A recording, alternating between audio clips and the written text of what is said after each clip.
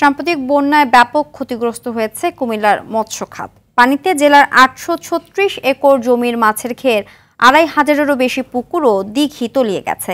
এতে অন্তত ৪০০ কোটি টাকার মাছ ক্ষতি হয়েছে বলে জানিয়েছে জেলা মৎস্য অফিস। কুমিল্লা থেকে গোলাম কিবরিয়ার তথ্য ও ছবিতে বিস্তারিত জানাচ্ছেন ইমরুল কায়েস।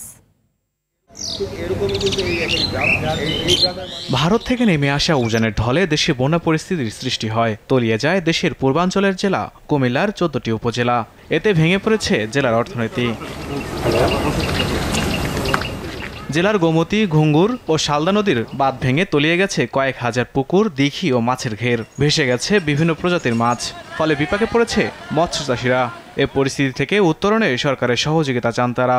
বৃষ্টিতে প্লাস গোমতী নদীর বাঙ্গায় আমার 5টা পুকুর, ওই পুকুরে সবগুলি ডুবে যায়। ওই পুকুরে বিভিন্ন প্রজাতির মাছ ছিল, কার্প জাতীয়, পাঙ্গাস, তেলাপাইয়া, সবগুলো ভেসে যায়। আমার প্রজেক্টের আয়তন প্রায় 24 থেকে 25 একরের মতো। তো আমার চাচার আর আমার মিলিয়ে প্রায় 10-15 কোটি টাকার মতন আমরা দুইজনের অ্যারাউন্ড হয়ে যাব। এখান থেকে বুরুচুং পর্যন্ত, ব্রাহ্মণপাড়া পর্যন্ত হাজার হাজার পুকুর আছে, হাজার হাজার মৎস্য চাষী আছে। টানা বৃষ্টি ও উজানের ঢলে নদীর বাঁধ ভেঙে মাছের ঘের ও পুকুর দিঘি তলিয়ে 400 কোটি টাকার মাছ ভেসে গেছে জানিয়ে জেলা মৎস্য কর্মকর্তা বলেন, বন্যা পরিস্থিতি স্বাভাবিক হলে ক্ষয়ক্ষতি প্রকাশ পাবে। পাড় ভেঙে গেছে, পানির সাথে বিলীন হয়ে গেছে, এইগুলো সব ক্ষতি মিলে এরকম একটা আমরা অ্যাজাম্পশন করতেছি যে প্রায় 400 কোটির মতো ক্ষতি হতে পারে। এটা বোঝা যাবে যখন বন্যা শেষ হয়ে যাবে, যখন প্রকৃতপক্ষে একটা এস্টিমেট করা হবে এই বিষয়ে, তখন আমরা হয়তো এর চেয়ে আরও একটা ভালো একটা ধারণা এখান থেকে পাবো।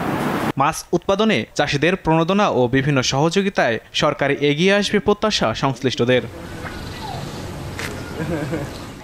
ইমরুল কায়েস, RTV।